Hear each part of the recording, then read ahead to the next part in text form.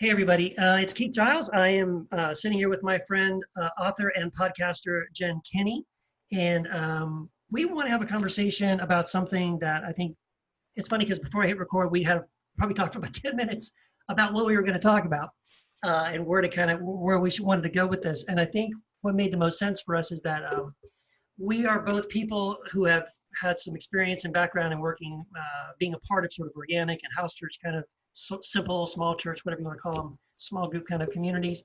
And we also, I think, are people who have been shocked how much sort of like white privilege, blind spots that a lot of white people have in not just in organic church specifically, but even just in general in the church when it comes to this issue. And certainly because of what's been going on over the last month or so, this topic has just become more risen to the top, which I think is great. I think we need to have these conversations. It's sad that we have to have these sort of tragedies happen to kind of move us out of our complacency and to get us back focused on these problems. But I think it's important for us to have a conversation about that. And I'm excited to have this conversation, Jen, because I invited you, by the way. The reason I invited you is that I've seen you posting some things, and I know you've spent a lot of time studying this topic and talking about issues of racism. Yeah. And so I want to learn from you, help us navigate this. And again, I'm a white guy, born in Tennessee, raised in Texas. I've mostly avoided my own personal experience, a lot of racism, like my family and things like that in my background. However, I have family members in Tennessee and things like that, where we go back to visit and I see it, and it's really scary, and it frankly makes me really angry. So anyway, this is an issue that I care about a lot and concerns me a lot, but I think we need some help thinking through some of this stuff. So welcome, Jen. Help us. How do we navigate this? How do we get here? How do we get out of this? What are some things you've seen? This is good. Just help. And let's just talk about this big, huge, chunk of 400 plus years history in the United States and fix it. And that's a broad opening. So I'll tell you a little bit about myself and how I got started in this. Good. I lived in China for about 6 years. I moved back from there into the US. And while I was in China, we definitely had more of like a home church model. Our community group was really solid and strong. We had people from all over the world. And we would sit and have some of the most in-depth discussions and debates about, you name it.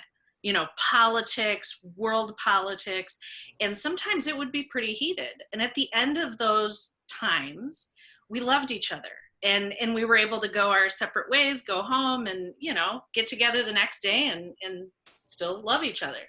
So when I got back to the States, believe it or not, Facebook was kind of a new tool for me. And I started just paying a lot of attention to what people were saying and what they were doing and what they cared about. And I decided that I wanted to start something called Food for Thought dinner parties.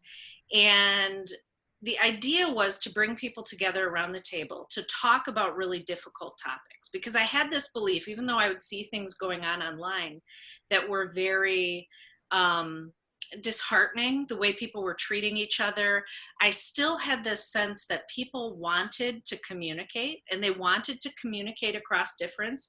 They wanted to feel heard. They wanted to feel respected. And so I thought, what if I gather people around the table and make a nice meal, and we sit and we have these conversations? And so that kind of started this journey for me. And in 2012, Trayvon Martin was killed. And I remember just the way the media was portraying that. And because I was a stay-at-home mom, I had two 14-month-olds, I'd just moved back into the country. I was exhausted and really spending a lot of time online listening and learning. I started to see this separation in the way that one group of people was looking at, processing, and commenting on the death of Trayvon Martin, and the other side of that. And so largely it was split. along a racial line. So my white friends were processing one way, and my Black friends and other friends of color were processing another way. And I was like, well, what's going on here? You know, like this was really the first time I was able to look at sort of groups of people and see this emergence of something going on. And I had, up to that point, back when I was prior to living in China, I was in the institutional church. And when I was there, I'd always kind of felt this tug on my heart that I was meant to do something within the realm of racial reconciliation. I didn't know what it was. I wasn't sure how to do it. And now looking back, I understand why. I went to a predominantly white church, and I lived in a predominantly white space. Our church at the time tried to partner with a predominantly Black church in the city of Detroit. And, you know, the pastors would trade pulpits once a year, and we'd try to get the community together, but then it would kind of fizzle out or whatever. Yeah. But I'd always kind of felt this pull. It troubled me deeply that the most segregated hour of our week was church on Sunday, right? Yeah. And so I'm back from China. I have at this point left the institutional church and started to sort of deconstruct from that. And I don't think it was accidental that these things were happening at the same time, right? So I'm going through this deconstruction from the institutional church. And then I'm also starting to pay attention and look at and listen to conversations around race in the United States. And I'm listening more and more to my Black friends and friends of color.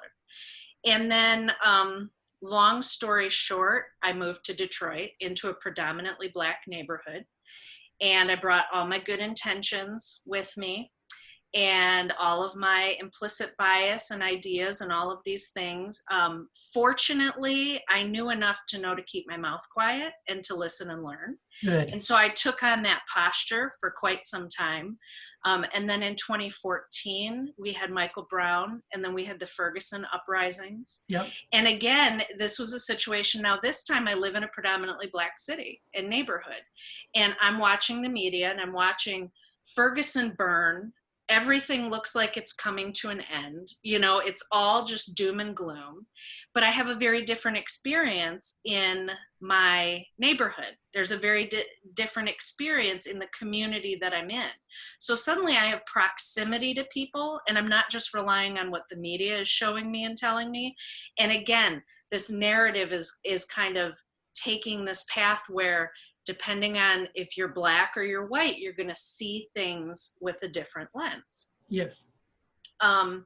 So that brought me to, you know, the last 6 years of my life living in Detroit, doing a lot of listening, reading, learning, and really endeavoring to hold space in this tension between what I knew, what I thought I knew, the history that I thought I understood, and then this new sort of awakening to a more holistic understanding of our history, and then within the context and proximity of relationship with people. And and so my anti-racism work over the last couple of years, I am a student of anti-racism. I am a white woman. I'm not an educator. You know, like when I share my story, people may learn, but that's as far as my education goes. So I want to be clear about that. You know, my perspective is the perspective of a white woman who's been deconstructing her religion, and also her concept and understanding of history and race and what whiteness is as a construct. I mean, we could go in a lot of directions, but that's kind of to give you a little background about me. Yeah, thank you. That's very super helpful. And as you're talking, you know, I think you made some really interesting observations there.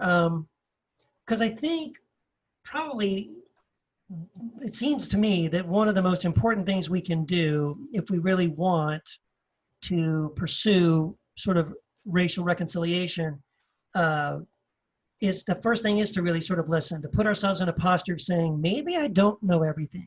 Maybe my assumptions aren't right because maybe I don't have the whole story, or I only have one experience. And so I might have a reaction to some of the things I'm hearing from the other side of my viewpoint. But I'm having that reaction because, again, I don't know the whole thing. I don't know the whole story. The other I think is really problematic, or I think what adds to the problem, I should say, is that probably from both sides. I think whether you're someone who's coming from like maybe the Black community, or someone who's on the white community, I think both sides need to recognize that a lot of the way they see things depends on who they're listening to, right? In other words, like the media we're consuming. Like for white people, if you're watching or listening to certain radio shows or podcasts or TV shows, you're getting fed a narrative that tells you how to think about what you're seeing, that tells you how to, react to what you're seeing. And it works. I mean, I unfortunately have seen it many times. In other words, I can guarantee you, when I've heard some of my white friends react to Black Lives Matter or George Floyd or whatever, the Ahmaud Arbery case, whatever. When they have this reaction, they make the statement, or I'll just say, "Yeah, I bet you listen to Sean Hannity. Right. I bet you listen to Rush Limbaugh," because I know you didn't come up with that. You are just, you heard it, and then you regurgitated it out because that's what I'm supposed to think and say about that, and then you feel like, "Wow, I'm smart. Look at me, cool, right?" And again, I've seen that. And I guess I should also confess I've done that because I used to listen to Rush Limbaugh. I used to be this NRA flag waving, guy. Oh yeah. And so I recognize it. I know when I see that.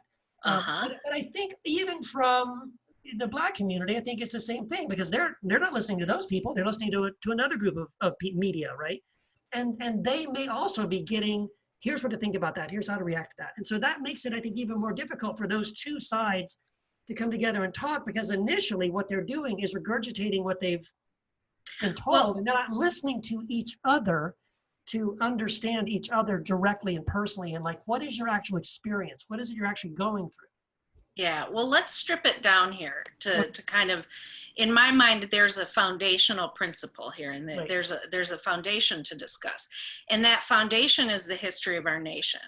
And so one thing that we hear a lot, and we've heard this in the organic church, page over the last week or so, is we hear, well, there's only one race, and it's the human race, right? And people love to pound that drum, right? That's true. However, in this country, in pre-colonial North America, race was created.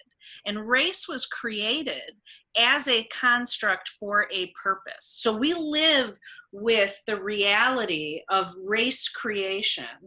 And in order to deal with that and deconstruct that, we actually have to learn about that, right? So we have to learn and understand when race was created and for what purpose it was created. And it was created for the purpose of economy. It was created for the purpose of whiteness to be able to amass land, to amass wealth through marriage, through, all of these things. It allowed for the dehumanization of Blackness and the creation of Black as a race, so that people could be owned and sold as property, right? And if you think about it, and you just go back to the basics and you think, what must that have done?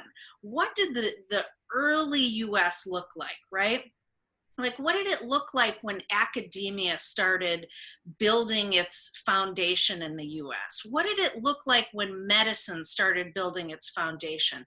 Psychology, education, law enforcement, all of these different things. If all of that stuff at its foundation was being built in a time where Blackness was seen as not human and whiteness was seen as superior, then it makes a lot of sense that we are where we are today. So I would say even all of these narratives aside that we get from media, because in that people can still argue. They're going to be like, yeah, but I'm a free thinker, and I'm intellectually honest, and I can tell when somebody's telling a story. It goes deeper than that. Right. It goes into this thing that we know as implicit bias, right? And I was talking to a friend one day, And she just kind of said to me, she's a Black woman, and she was like, how are we going to break this down?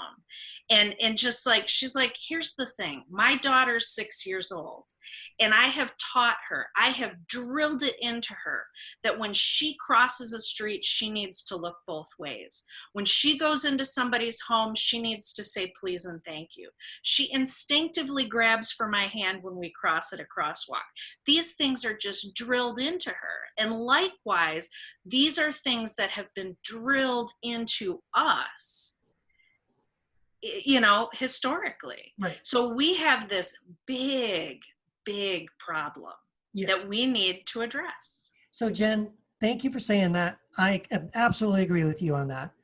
But I'm going to be just, you know, devil's advocate, right? We get these reactions all the time. Okay, Jen, but that's ancient history. You know, you're asking me to sort of like apologize for that. Listen, we don't live in the 1800s anymore. It's 2020. We had a Black president. Let's all just forget about it. Let's just look at this. Stop looking at the past. Look at where we are right now. Look around. Everything's fine. Everything's equal.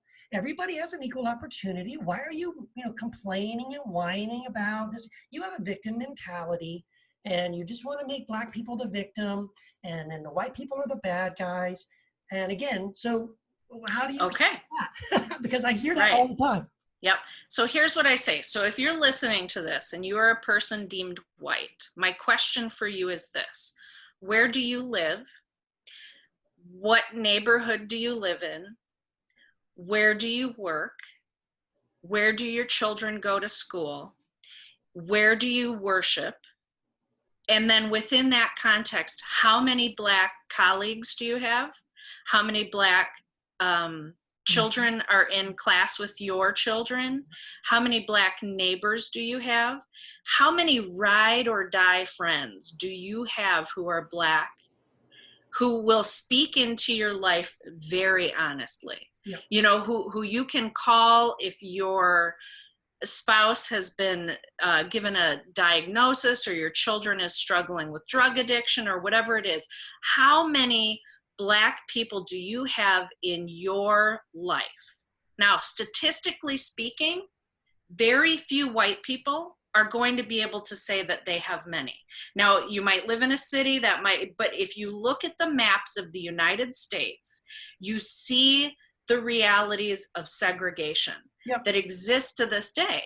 And so if you do not have significant people in your life, then let me ask you this: why do you have the opinions you have? Where have those opinions come from? And could you be wrong? So I just start there, because in all honesty, like if I get a cancer diagnosis and I'm a cancer survivor, I'm not going to go to somebody who isn't a cancer specialist to find out what I should do about my cancer.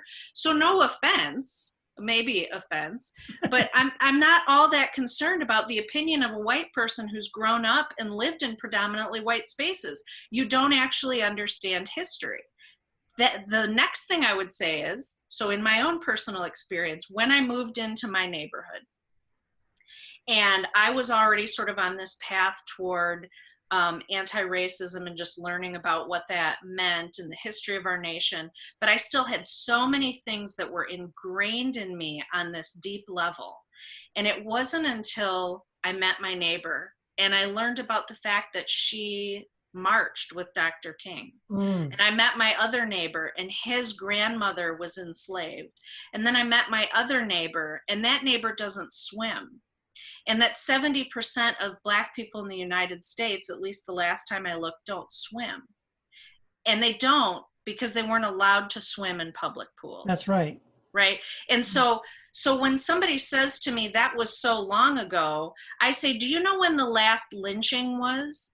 The last lynching was in the 60s. And actually, we could say in the 90s. All right. Yeah. So do you know when the last enslaved person was? We actually had people, there is proof that people were still enslaved into the early 60s in certain farming communities. Wow. Like those are extreme examples, but the reality is people are living with the daily realities of our historical realities, right? And then furthermore, like my grandfather's an immigrant from Poland, and I hear a lot of people say, oh, well, my grandparents, they came over here with nothing and they worked from the ground up and they did all this stuff. And that's very true for my grandfather. He became a millionaire.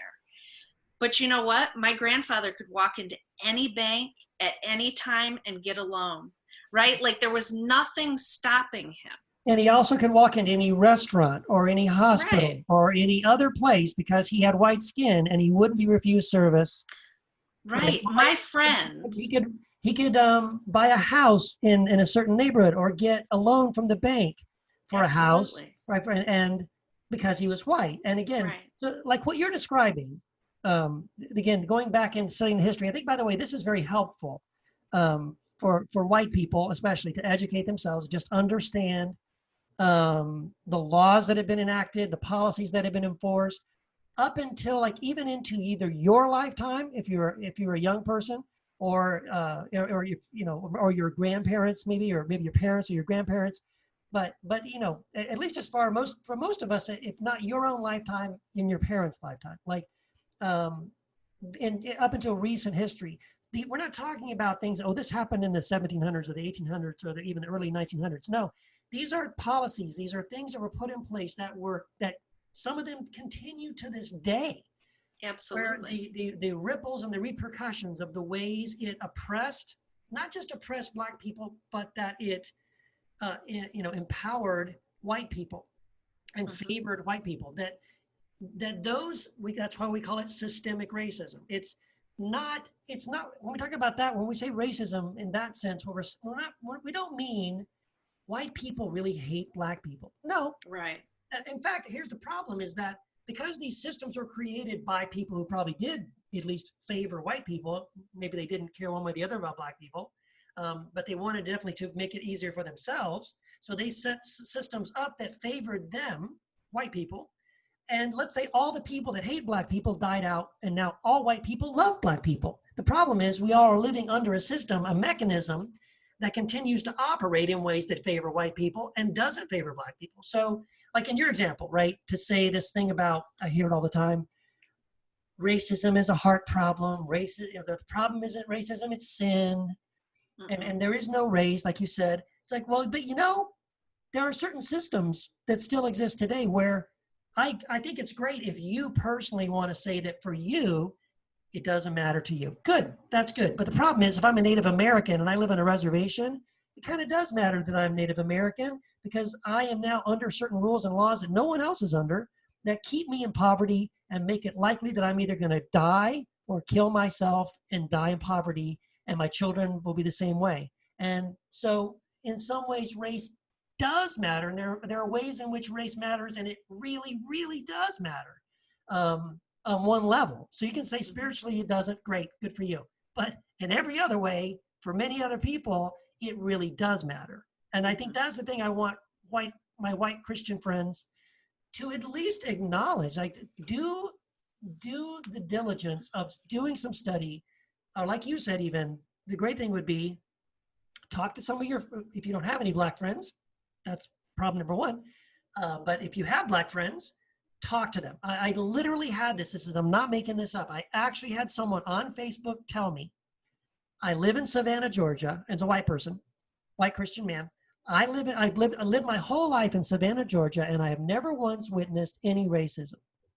Newsflash, Savannah, Georgia has eradicated all racism, apparently. I don't know why this isn't on the news. This is pretty incredible stuff. We should go send people down there and figure out, how did people in Savannah, Georgia eliminate racism?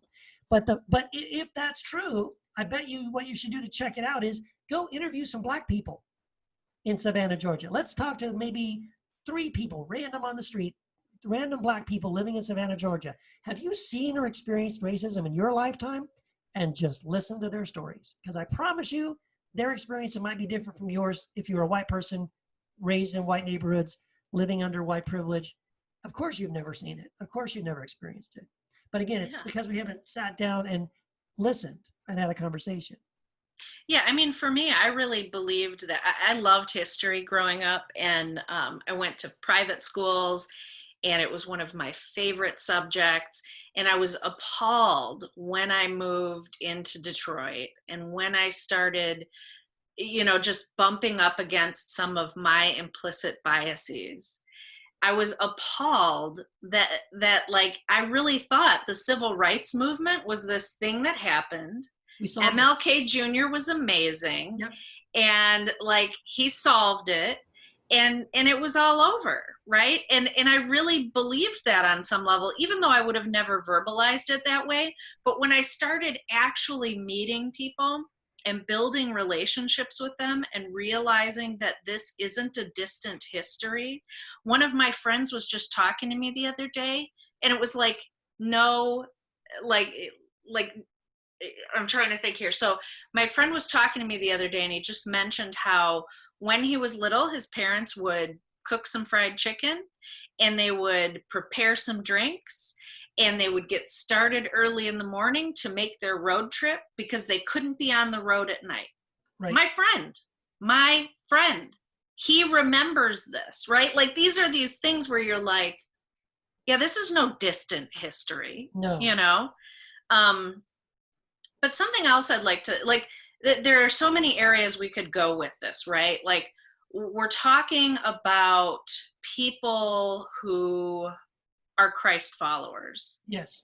And one of the things that I've observed that's really troubling, and I think this is really relevant for the organic church movement, what we realize and what I've been seeing is that, and you talked about this a couple of weeks ago, why is it that we've deconstructed from hierarchy and stopped there? What I would like to see people do and understand is the role that empire plays in their religious lens, right? Like empire is so woven into this as well. And so when I see people interact, they're interacting oftentimes from a political lens. Yes. And their political lens is so interwoven with their spiritual lens, with their, I don't want to say religious, but for lack of a better word here, and everything's all jumbled together. Yes. And people have lost sight of the fact that we're not talking about issues. We're not talking about, hey, tell me your story so that I can debate it. And this is one of those things, like when Black and white people come together to have these conversations, I'm hesitant about this a bit, because for a Black person to come to you with their story, this is their humanity. Yes. This is their lived experience. This is their trauma and their pain that has been inflicted on them. And white people have this tendency to come in with like, well, let me see. Do I believe you? Well, what about this? Are you sure you really experienced that? Maybe you need to get off the Democrat plantation. Right. All of this insane, nonsensical, but highly politically driven talking points. The question I have is, who is your rabbi? Right? Is your rabbi the Democratic Party, the Republican Party, or is your rabbi Jesus? And if your rabbi is Jesus, I want to know you by who your rabbi is, right? And something that's become clear to me, and it's a check for me too, because I definitely have these moments where it's like, maybe my rabbi is the anti-racism movement, like, okay, I have to be put in check in this stuff as well. But the thing that I see is a real lack of love, a lack of grace, a lack of mercy, a lack of trust. I mean, it has been really discouraging for me in the last couple of weeks. And I'm a white woman. Can you imagine, like, to think about my Black brothers and sisters who are watching these comments and watching their humanity debated is devastating. And I have zero doubt that Jesus weeps in that. Yes. And that gets me fired up. Yeah, I totally agree, Jen. I mean, this is why, again, I'm not doing this to plug my book, but this issue was such an important issue for me personally. Again, I had to deconstruct, the first thing I deconstructed probably was, first it was the gospel actually, but then the next thing was my ecclesiology, church. Mm-hmm. But then once I did that, like you said, it was sort of like, well, okay, if I'm following Jesus, then all these other things about my own personal life, I think need to come under the light of Christ, and let's shine a light on it. And is this Christ-like, right? Mm-hmm. And that was one of my entanglement with politics because again, I was, like I said, raised in a conservative Christian home in Texas, voted straight ticket Republican, was a member of the NRA, listened to Rush Limbaugh, the whole thing. And I 20 years. yeah, I mean, for a long, long time. And then Right. it was something like the Holy Spirit just said to me, Keith, that's not cool. Like, do you understand? The kingdom of God and the American empire, they're not the same thing. In fact, they're not even walking parallel. One's going north and one's going south, and you need to choose which direction you're going to walk in. You can't follow both Christ and his kingdom and the American empire because they're not going the same direction. They're not parallel paths. Christ is going one way and America's going in opposite direction. And so again, I personally had to go through that process. And once I went through the process, I think, then sort of like my eyes are open, I realized I'm not the only one who has this struggle. There's a whole lot of people, my family members, friends of mine, and they are so entangled with their politics. And it's not hard to see, like you were saying, when you even watch some of the reactions, when someone is saying, I'm a Black person, I have experienced this oppression and pain and hatred in my life. I've been taught to fear. I have been denied opportunities and all these kind of things. And the reaction of the person is, you liberal. Mm-hmm. You Marxist. Yeah, I'm sorry. Why are you looking at that through a political lens? Like you said, are you following Christ? Then I don't understand why. Again, so again, it's like what you're accusing this person of is being, you politically motivated Christian. Well, aren't you politically motivated? You're the one that just called them a liberal. Right. You introduced politics into the conversation. They didn't. Mm-hmm. They didn't say, well, I was reading Hillary Clinton's book today. And no, that's not what they said. They were telling you their actual experience of their own life. And then instead of you responding as a human being to another human being, like this is exactly what you're saying, you have a political filter. So that I agree with you. I think this is one of the huge problems in the church in general. Unfortunately, it's also a problem in the Christian church. That's why I put that video up the other day, because I want to pull my hair out, because I see Christians who have, in these organic church groups, they have deconstructed Constantine was bad. Why? Because he introduced hierarchy into the church. Yeah, but you know what he majorly did was introduce the entanglement of church and state. That's, of course, anyone who studies history, just church history, would study history and go, well, what did Constantine do? Well, he wed the church and the state together. He brought the church and the state together, and it's been that way ever since. Yes, it has. And so if you want to condemn Constantine as a bad guy, and I'm on that bandwagon, let's be honest though about everything he did that was screwed up and that messed up the church and set it on a non-Christian track, a non-Christ-like, trajectory. And so, yeah, I totally agree with you. And here's what's also fascinating to me, though, as well, because when I wrote my book, Jesus Untangled, which is all about crucifying our politics to pledge allegiance to the Lamb, I got endorsement quotes from some pretty big names in the organic church movement, right? So Milt Rodriguez, John Zenz, Ross Rohde, pretty much everybody in the organic church movement, Felicity Dale, Neil Cole. So these are probably some of the major voices in organic church, and they all read my book. And it wasn't just they said, Keith, good job. No. I've read other things Milt Rodriguez has written and John Zenz has written. I've heard them speak, and they are even just as vocal as I am on this. I sat in a couple of meetings, and I listened to Milt Rodriguez planting an organic church in Orange County, California. And he hammered home this whole idea. When you come into the house church, you leave the political stuff at the door. The body of Christ is not where we wave the flag and talk about politics. That's the kingdom of the world. We're following the kingdom of Christ. So it's additionally confusing to me that if this is creeping into the organic church movement, and it is. Oh, for sure. For sure. It's not coming through the streams that, the major voices in this movement that I can tell are all going, yeah, this is a bad thing, and we shouldn't be, this shouldn't be part of the organic church experience. And yet, it definitely is a very disturbing part of the organic church experience. Yeah, and it's interesting because I think, what we're talking about is politics, right? Like just now. But when we talk about the history of racism in this nation, we're not talking about politics. No, we're not. No. And it's this fine line, but I think that the parties have done a great disservice to people by taking this up as a cause, as a point counterpoint, using it to their advantage. Yes. And then because we are listening to this partisan rhetoric, we have allowed that to shape through this political lens.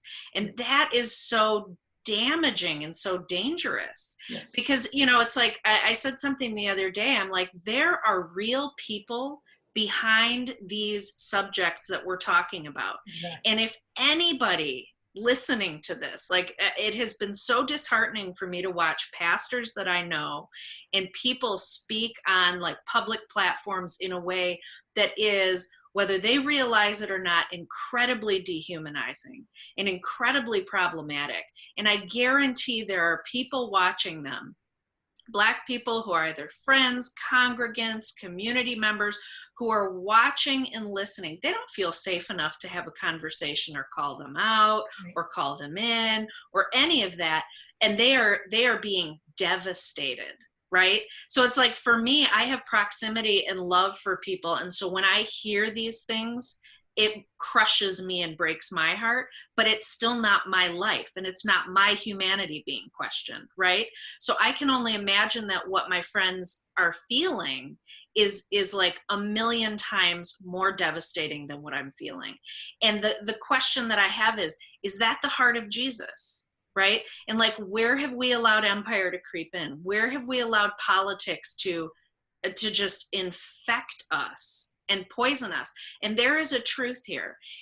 The truth is that we have, you mentioned reconciliation earlier, and I would say that conciliation would be an even better framework to think through, because we're not reconciling like anything. There was no relationship before. True.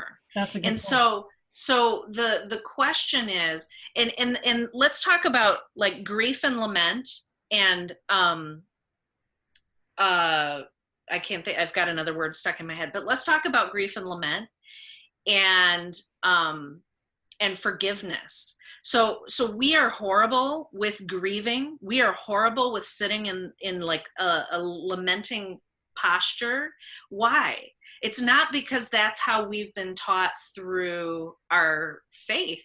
It's because that's what we've been taught through our world. We live in a consumerist society that is constantly selling us products to help us feel more comfortable, less pain, less discomfort, all of these things.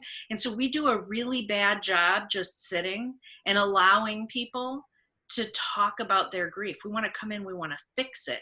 We want to dismiss it. We want to tell them to pick themselves up by their bootstraps. We want, like, we're always in this rush to have an answer, right? We need to take a posture of repentance. Like, it is amazing to me to see my Christian brothers and sisters totally and completely like they don't understand that repentance is a really integral part of this process. Yes. And this whole idea of, well, what do I have to be sorry for? Oh, we've got some repentance to do as a church before we can have conciliation. And in order to get to that, we've got to open up and learn history and learn about, all of this stuff. So I could keep going and going. No, it's a great point. I love your point too about how the reconciliation assumes there was a relationship to begin with. And that's a hard truth to admit, because it's like, yeah, the Black church and the white church haven't historically been that close in the first place. So, well, and why? I was literally talking to a pastor the other day who I love dearly, and this person said to me, Jesus is the answer. Like, people need to just accept Jesus. And I'm like, look, you wouldn't tell me that, like, if my marriage were struggling and I needed to go see a therapist, hands down, you would support me going to see a therapist, because that therapist has an understanding and an experience and an education and an ability to say, here's how the brain works, here's how communication works, here's where your breakdown is, and here's what you need to do to pursue healing. why is it that the only time that we as Christians say, oh, only Jesus is going to fix that, and this is going to exist in the world until Jesus comes back? Why is it only applied to racism? Because you bet it's not applied to human trafficking. It's not applied to child abuse. It's not applied to pornography addiction. It's not applied to any of that stuff. Everybody knows in that, like, oh yeah, we need to look at this. We need to deal with it. We need to, repent. We need to, walk out holy, like all of these things. Yeah. Well, Yeah. can I say something about that? Because I love that. I thank you for bringing that point up, because that is also one of those nails on the chalkboard statements. And I've seen those statements all over the place, right? Oh, racism is a sin problem or a heart problem, and the only answer is Jesus. And then it's like, what I want to do is say, okay, but how will Jesus exactly fix it? Now, I've actually read articles. Someone today just posted. In fact, I shared one in the organic. Well, I didn't share it. I moderate comments. So someone wanted to post it. I kind of read through it, and I'm like, whatever. I didn't agree with all of it, but I let it post because I figured, well, it'll maybe move the conversation. But even in the article, which I sort of 50% agreed with, the guy made the statement, yes, that the only solution, he said, there's only one person who can ultimately solve this problem, and I pray for his return, very soon. Of course, he means Jesus. And Right. It's sort of like, oh, okay. So in other words, what you just said is that until Jesus comes back, this problem will never be fixed. And I thought, really? Because I don't think I accept that. I think that, again, like you said, we would never treat any other problems that way. Like, No. imagine if that article was about abortion. Yeah. And the answer was, well, you know what? Abortion is a heart problem. And the only way we're ever going to solve that is Jesus. And we're just going to sit and pray for Jesus to come back one day and fix it. Really? I can't believe you would do that. So like you make a good point.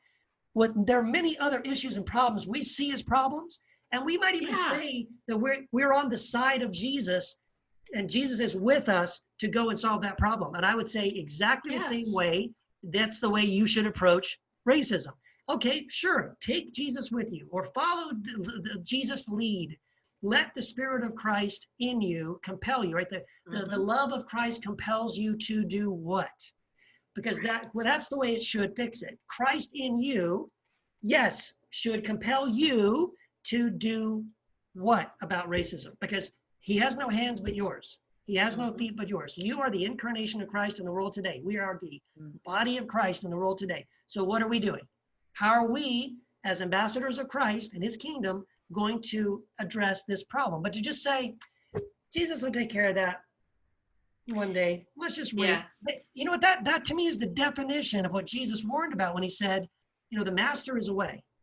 And how are the servants behaving when the master is away?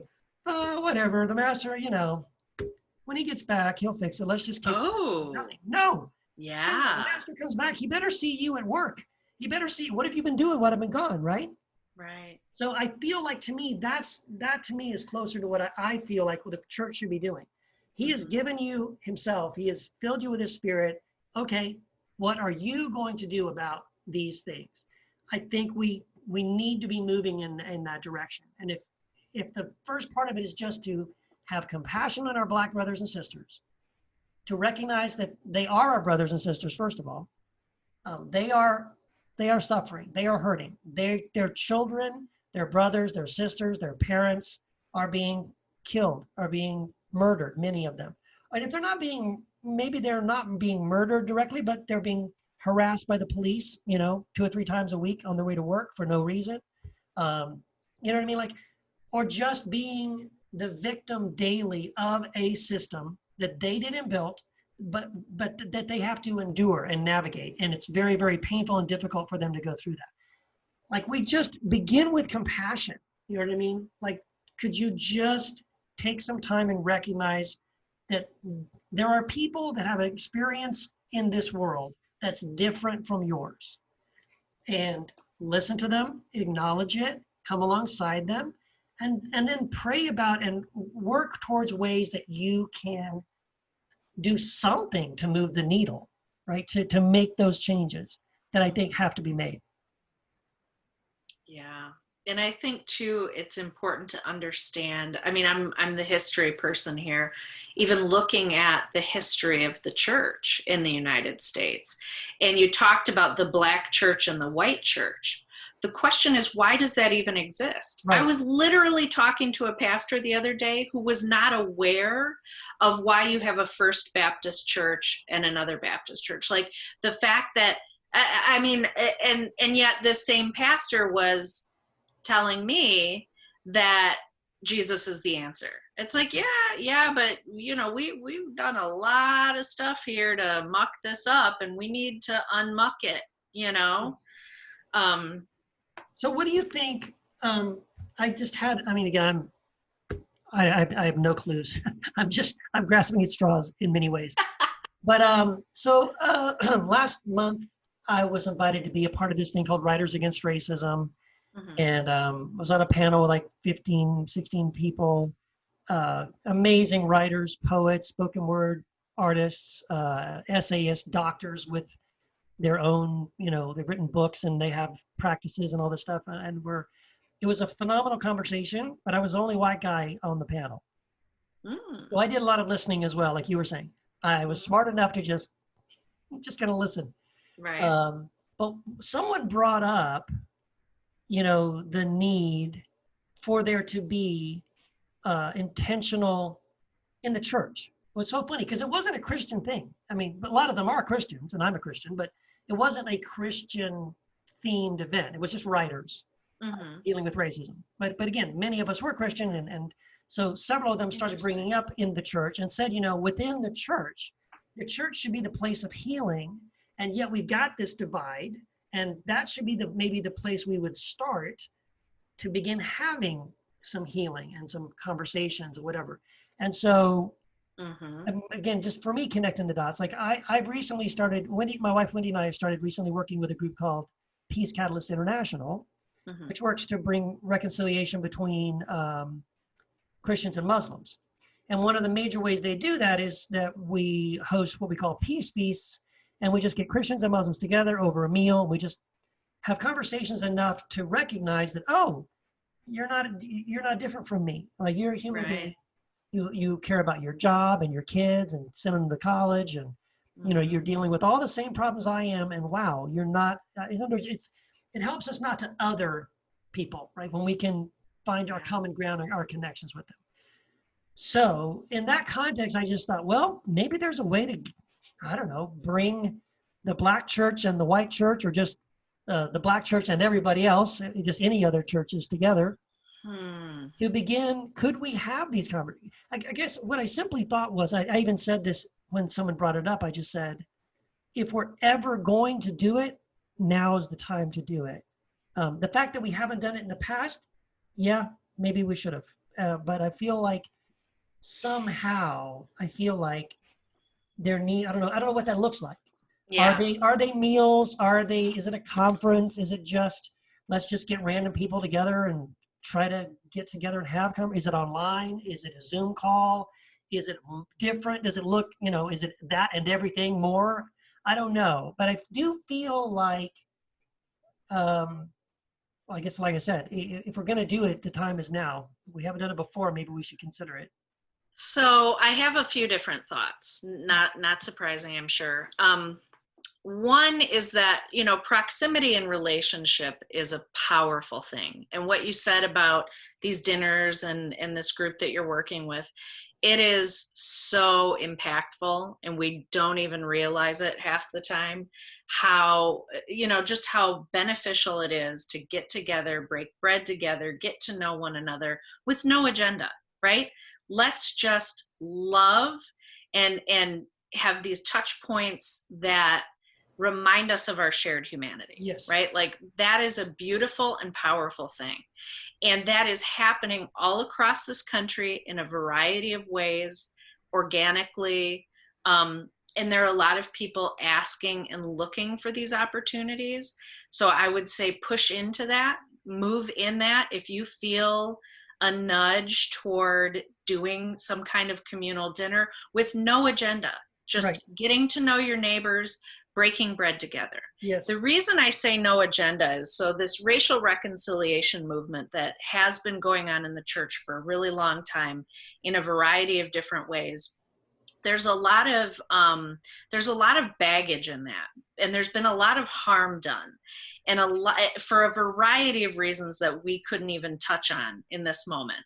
But what I'll say is this: for those who are listening, if you are interested in looking into racial reconciliation, racial conciliation, there are people who have been doing this work faithfully for decades. So you can look into there are a couple of different books. There's Tasha Morrison's book, Be the Bridge. There's Dr. Brenda Salter McNeil's book, Roadmap to Reconciliation. You've got John Perkins. I mean, he's 90 now. I mean, he has been faithfully serving in this way for decades upon decades upon decades. Look up John Williams. He is the director for the Center of Racial Reconciliation at a church called Fellowship Monrovia. He trained under Dr. Perkins for 30 years, and he is doing a lot. He will come to your home church, he'll come to your church, he'll do trainings, he does online stuff, all kinds of things. He is an amazing person to connect with people who have been doing this work, because one, you don't need to reinvent the wheel. Yes, two, you are probably going to cause some harm, right? Like our best intentions can cause a lot of harm. And so let's start connecting with the people who have been doing this and can guide us. And then we can take these steps in faith and as we feel led to do that. Yeah. Can I quickly say something about, because when you said, I wrote before you said it, I wrote Be the Bridge, because there's an organization called Be the Bridge. It's a nonprofit group called Be the Bridge. And actually, when I mentioned Peace Catalyst and Be the Bridge work together. And Be the Bridge is mainly focused on, I think, more just racial reconciliation in a broader sense. But they have so many great resources. They have a Facebook group that actually will walk you through different modules. Mm-hmm. And I love the way they do it, because the way, when you join their Facebook group, you're not allowed to comment until you've gone through, I think, the first 6 or 8 modules. And then you can make a comment, but you can't post. You can only respond to somebody else's comment. And then after you've had that privilege for a while and you haven't abused it, then maybe they'll let you post something. So they will slowly ease you into it, but you're not into it until you first watch this video or read this or answer these questions. So they do a really great job, I think, of helping you understand and process and maybe notice some of your own blind spots and things first, which is really helpful, because that way everyone who's a part of the group remains safe until you get caught up to speed. So I love Be the Bridge. Be the Bridge is amazing. I really recommend that group. Yeah, and that's Tasha Morrison's group. Yeah. So that's the book she wrote. Yes. And the book is great too, because it's a handy guide and you can go through it with a group of people. And I'm actually in a Be the Bridge group here in the Detroit area, but you can also connect with groups, in your areas. Sorry, I've got the dog barking here. That's all right. So that is an excellent group. But yeah, so did I answer all of the question there though? Because I know I had a lot of thoughts and I was going here and there and everywhere. Well, I think you did. And okay. look, we can always have another conversation on this topic. I think this is definitely a topic we should probably continue to have conversations. And I'd even be open, like John Williams, or if there's other people that maybe we could have invite to this conversation. Sure. Because obviously in one of these things we're not going to solve it, right? Oh yeah, no. I think it's just worth having the conversation and addressing some of the things we both have seen and heard that might need to be. Let's just give somebody a different perspective on some of those things. I know we didn't cover all those things. There's still plenty of other things. I'm still seeing people making comments and reactions to things where I just think I think you don't really understand the whole thing. Yeah, and I have an article that I will share with the group as well that addresses the refrain that Jesus will solve this, that my friend sent me today, that he wrote a couple of years ago, and it is spot on. It's really good. Good stuff. Well, Jen, thank you so much. This has been a blessing. I'm honored to speak with you. Thank you for Thank taking the time you. to have this conversation. And yeah, let's do it again sometime. Okay, thanks. All right, take care.